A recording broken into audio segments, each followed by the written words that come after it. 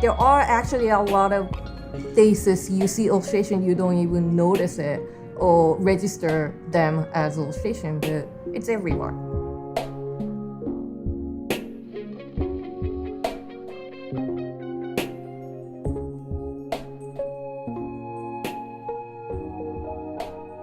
I think what's great about SVA, especially like illustration departments are the only things I know, but they focus on your personal voice.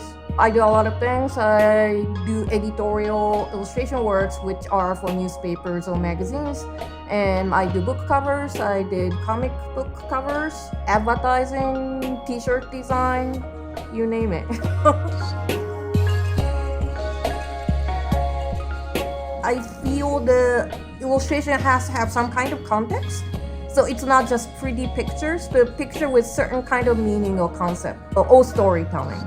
And the ideas can be narrative, ideas can be conceptual, ideas can be hidden, and it just looks like, the pretty picture of flowers, but then the artists do a lot of research and come up with the idea that works.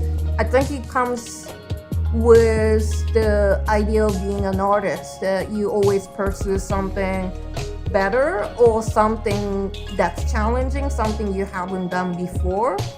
And that's why you keep creating. And I think it was Lee Benke who said it. When you're creating a body of work, it should be like you're walking through a room and you create one piece and door opens up, and once the door opens up there are multiple doors, and then you can keep opening two new doors, and that's how your work should be created. It's a very conceptual way of thinking. I didn't really understand it first, but it really stuck with me, and I still say this to my students. You're different from who is sitting next to you.